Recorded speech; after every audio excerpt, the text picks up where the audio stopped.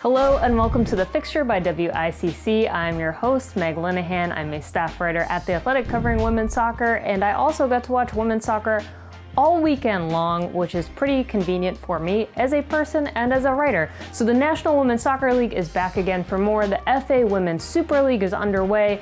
Plenty of incredible goals on both sides of the Atlantic and plenty of news to catch up on. One quick thought for me, now that I've been covering this game for a long time, I've been following women's soccer, and I remember plenty of iffy YouTube streams and illegal feeds and even games on pay-per-view, but what an incredible bonus that we were able to watch so many games on platforms like CBS and NBC Sports this weekend.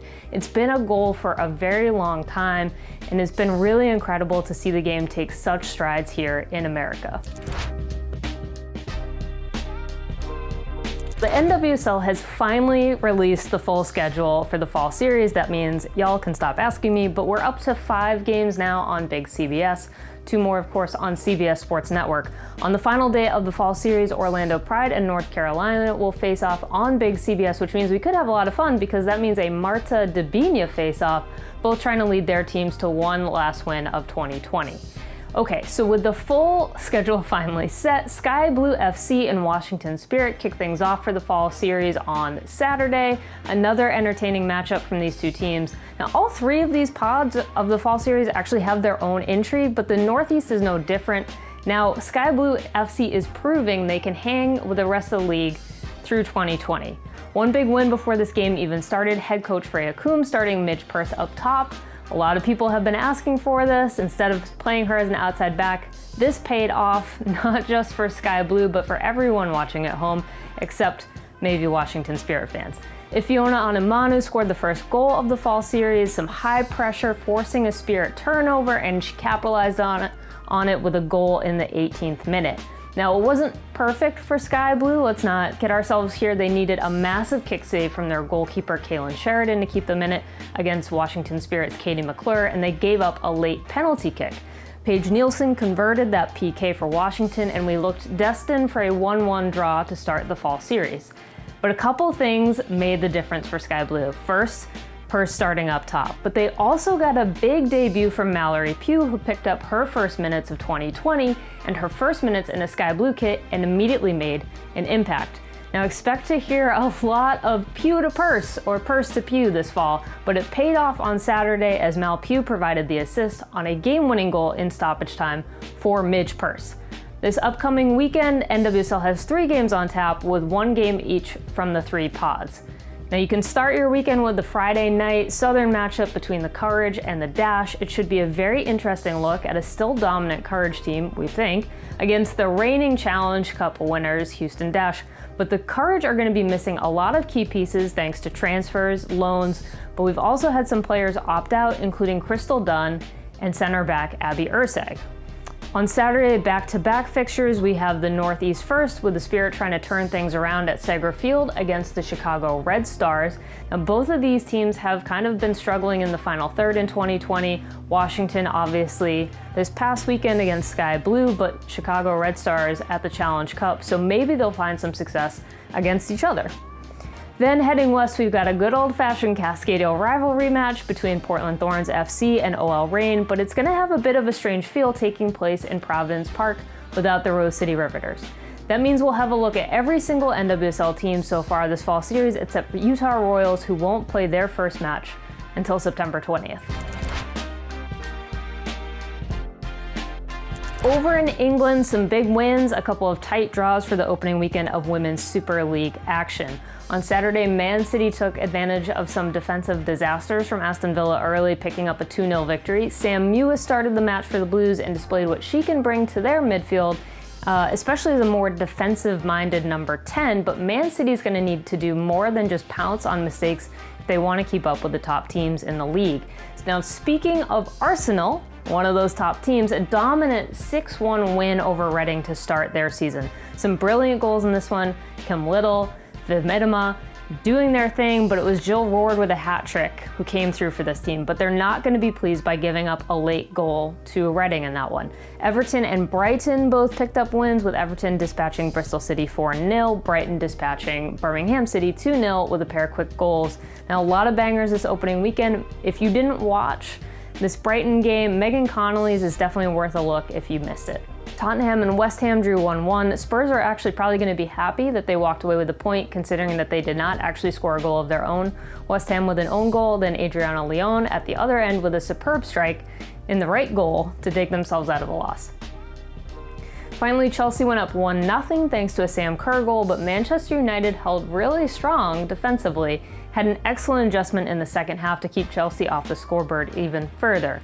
Now, Leo Galton provided the equalizer for Man United, and then Emma Hayes responded by subbing in their brand new signing, one Pernille Harder, to try to find a late winner. It wasn't to be, but Manchester United proved they cannot be overlooked this season by the top teams of the league, especially with some key roster reinforcements of an offensive sort before the transfer window closes. Now, last week while we were filming, Pernille Harder to Chelsea was in the works, but by this episode, she's actually already made her debut for Chelsea. But I did want to point out one thing on this from Harder's move from Wolfsburg. It's reportedly the largest ever transfer fee in the women's game, estimated around £300,000 according to The Guardian. Still more players opting for loans, especially from the NWSL. The champs of the Challenge Cup, the Houston Dash, will be without their captain, Rachel Daly, for the rest of 2020. She's heading to West Ham on a loan for the rest of the year, and Daly's already made her debut with the Hammers in the 1-1 draw against the Spurs. Now, Dash fans shouldn't actually worry, though. The team locked her up on another multi-year contract in the NWSL. The wait for Kristen Press and Tobin Heath's transfer to Manchester United is almost over. Jonathan Tannenwald of the Philadelphia Inquirer has reported that the deal is done. It's just a matter of the actual formal announcement and then obviously getting the two players through quarantine before they can put on their new jerseys.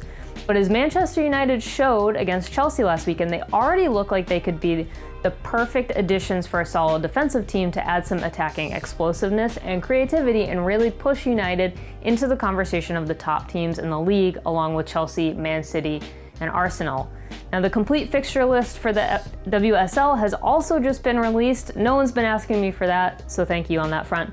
But just mark off November 15th now. That's when United and Man City will finally play each other, and we could have quite the match on our hands for US Women's National Team fans.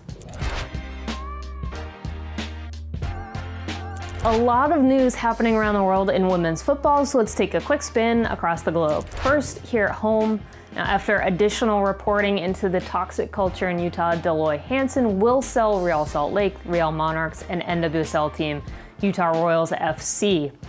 NWSL is still investigating Hansen, his chief business officer, Andy Carroll, and the entire organization to ensure a safe working environment. Obviously, the story is going to be going on for a while. I've been following it at The Athletic. I'm sure more soon on this front. Now, in Brazil, the federation announced that they had hired 2 people to oversee their women's football program, but the CBF also changed how they pay their women's team. The national team will now get equal pay for match fees and per diems, plus equal prize money for the Olympics. Now, CBF didn't commit to equal prize money for the World Cup. Again, FIFA prize money is a whole different story, but they will pay the women's national team a proportional bonus for that tournament. Federations are still navigating how to handle that disparity of prize money between the men's and women's World Cups, as we've seen here in the States with the US Women's National Team, but this is a huge step for Brazil. England confirmed in a statement of its own that they have been paying their 2 national teams the same since January. According to a spokesperson, the FA pays its women's players exactly the same as their male counterparts for representing England, both in terms of match fees and match bonuses. Finally, the reason why American fans could watch the FA Women's Super League this weekend on television and via NBC Sports is because of a new company, Atlanta Media. They helped put the rights deal together, and it's focused solely on women's football, which is a long overdue development. A quick shout to Esmeralda Negron, who helped launch the women's ICC, who founded Atlanta Media along with Hannah Brown. Thanks for getting more games on TV. The landscape is absolutely changing, which is great news. Okay, so that's it for this week's edition of the Fixture by WICC. I'll be back next week, but in the meantime, as always, make sure you're following at ICC Women on Twitter and Instagram for all the latest. You can find me those two same places at It's Meg Linehan. You can always catch our videos by following International Champions Cup on Facebook. Like the page, you'll never miss anything. Thanks for watching, and hope you enjoy another weekend full of games.